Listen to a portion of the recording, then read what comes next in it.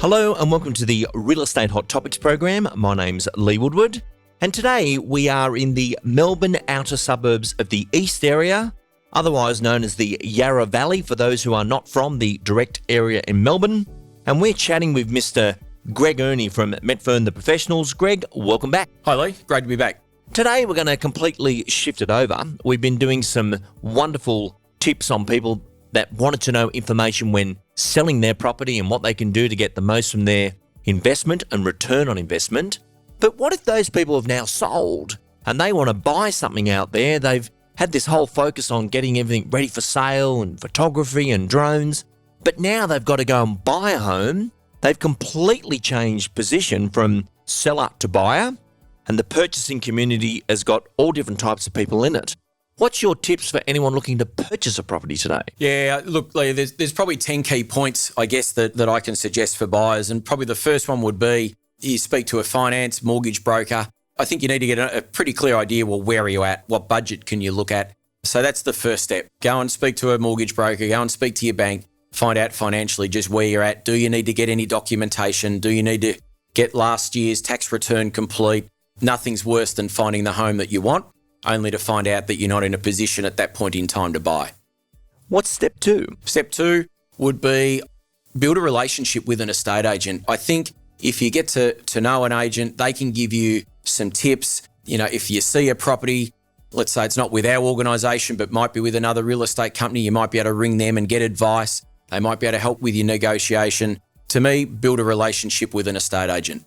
And quite often, Greg, that relationship with an estate agent, you may have not found a home you like that isn't on the market, meaning on realestate.com.au, but there's probably 200 appraisals been done by a company like your own of things that are coming to the market, and you can get a direct connect. Correct. And that's point three, Lee, is make sure you register and with our organisation, make sure you ask us about getting our property alerts quite often, and that can be either via SMS or email. So, you know, quite often, as you were saying, we do have properties, we do have off-market opportunities that come up where they're not on the internet, there's no board, there probably isn't even a brochure done sometimes. It is literally a prior opportunity. So for buyers that want to be alerted to those, you let us know and we'll be more than happy to organise so you can receive our property alerts.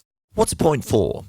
Point four, Lee, really for buyers, yes, you're going to have a target area, but I think sometimes I see buyers where they limit that target area. So just branch out a little bit, you know, look at nearby suburbs. Sometimes it might be, you know, let's take in our area, so to speak, that a property up in Mount Evelyn might offer perhaps better value, or when I say better value, a bigger backyard or a triple garage compared to, for the same money, would buy a home in Croydon, but it could be on a smaller block. Yes, it's closer to the city, but you may not get quite as big a home. So, you know, just sometimes branch out a little bit, shift your area and just be open to other suburbs.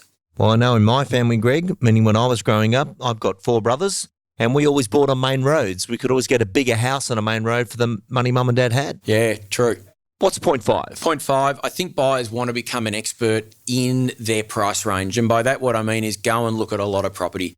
Go to open for inspections, check the internet. So in other words, when you do see the home that you really like, you got a pretty good idea on value. So yeah, I can't encourage enough for buyers to really go and look at everything. When they see properties are selling, don't be afraid to ring the agent that showed them through that home. Hey, what did that one go for? At least then you're starting to get a bit of a feel for the market and just where the market value is sitting. And there's an interesting point there. There is the for sale market and sold market.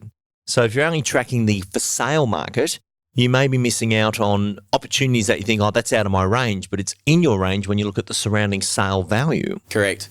One of the other things, Lee, the next tip would be listen to third-party advice, but at the same time, don't listen too much. And I see it quite often. A classic example is, and very common, is first home buyers. They'll go through a home. They may have looked at 10 properties. They see one that they like. Mum and dad haven't gone and looked at the other 10. They bring mum and dad through. Mum and dad, you know, for whatever reasons, talk them out of buying it. They haven't looked at the other 10. They don't know that this one actually represents good value. So I think just sometimes, yes, listen to third-party advice, but don't listen too much. And just on that one, if you're a young person that this has just happened to, say to mum and dad, what was your first house like? Because mum and dad are on their 5th or 6th home, and it's very different to your first home. Very true. And what's number 7? Number 7, and I see this quite a bit, Lee, where buyers, and I guess this day and age, they just want to email an offer through. I think if you're serious to buy a property, owners need to know that you are serious. So I would go in, meet the agent, actually complete a formal contract of sale, put down a deposit, all of your terms. At least then the agent can then take that offer, can actually sit down and present it to the owner. They can touch it, they can feel it. They can say, look, these are genuine buyers. They've actually paid a deposit. Ideally, put down as strong a deposit as you can. I think to just put down $1,000 or $1,500 as an initial deposit, it's okay, but it doesn't have the same impact as if an agent can actually go and present an offer and say, these buyers are genuine, they've paid the full 10% or they've paid $10,000. Of course, it's refundable if your offer is rejected or knocked back, but written offer is the best way to go. And if you can't get an offer or a cash deposit, you could use a deposit bond. What is that? You can use a deposit bond. You probably need to get advice around that with your finance or mortgage broker. In a nutshell, it's like a guarantee from the bank. From a seller's perspective, sometimes though they won't be able to take an offer that does use a deposit bond because they might be needing access to the deposit for the purchases that perhaps they're going to make down the track. So speak to the agent and get financial advice around that one. Point 8 would be around the building and pest report. How important are these? Yeah, I think it's like buying a car. It's funny, people go out and buy a $10,000 or $15,000 motor car and they'll go and get it RACV checked. And yet quite often people will go and spend $500,000 on a home and won't actually get it checked by a building or pest inspector. It's there. You can either get that done prior to making your offer or you can make your offer subject to that being done. Once again, if you are making an offer and it doesn't have that condition, it will certainly make your offer stronger. But be aware that is something you're able to do. And on a building and pest report, it is a list of defects. So sometimes you can read things about the home such as roof tiles need replacing. Now the home's 40 years old. All homes are 40 years old, need roof tiles replacing, including your mum and dad's and grandma's home. So don't pull out on a home because you think, the roof tiles need replacing. If they were replaced, it would be a higher cost or value to the property because that would be a capital improvement. Correct. And I think you got to keep in mind as well that the inspectors get paid to find the defects. That's their job. So sometimes you can get a report and you read it and you think, wow, look at the problems with this home. But actually when you break it down, you factor in the age of the property, generally they'll actually read fairly good. So I have seen, buyers sometimes almost get scared off by the report, but I think you just got to take it for what it is. Really what you want to know is, are there any major structural defects? Do the footings need underpinning? Are the stumps rotted and need a substantial replacement? They're the sort of things that buyers want to know. If it's just that the gutters are a bit rotted and if there's a bit of rotted eave and there's a bit of a window sill that might need replacing, that's just maintenance sort of things. Yes, you got to factor it in, but I wouldn't be, so to speak, missing out on buying the home that you love because of those things. The other thing too, Lee, just in our area, especially up around areas that are foot of the Dandenong Ranges there, quite often the pest inspectors, when they're looking for termites or whatever, not only are they checking the home, but quite often I'll see a report come back that the back sleeper in the corner is loaded with termites. The buyers might get scared by that, but I got to say there's almost probably a property in our area that probably doesn't have termites somewhere, as in the garden. So I think just keep that in perspective and really what's around the house is what you need to be concerned about. It's a known fact that termites cover 70% of the earth. There you go. So if there's one in the back sleeper, that would make sense. Correct.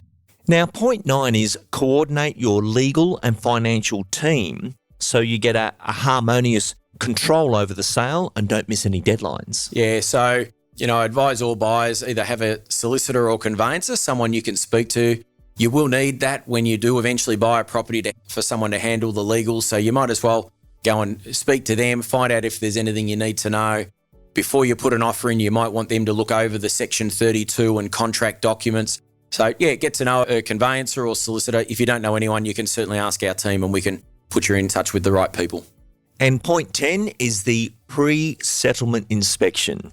Now that you've exchanged contracts, you are the proposed new owner of the home.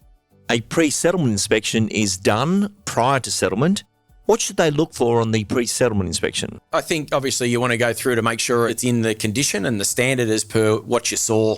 Quite simply, you might want to check the appliances to make sure they're all in order as per what you were sold. So, you're obviously bearing in mind quite often the sellers are in the midst of packing and there might be moving boxes. So take that into account. But yeah, definitely to do a pre-settlement inspection, and that's legally allowed within the last 7 days prior to settlement. And Lee, I'm going to throw one more in. I think this is a big one, that if you've seen a home that you like, I know sometimes buyers, we can get caught up that either I don't want to overpay or I just can't afford that extra $5,000 or $10,000. I've seen many buyers miss out on the home that they should have bought simply by the sake of $5,000 or $10,000. And, ask yourself the question, in 10 years' time, will the property be this value again? Probably not. I think there's a fair chance it would have gone up, and probably substantially.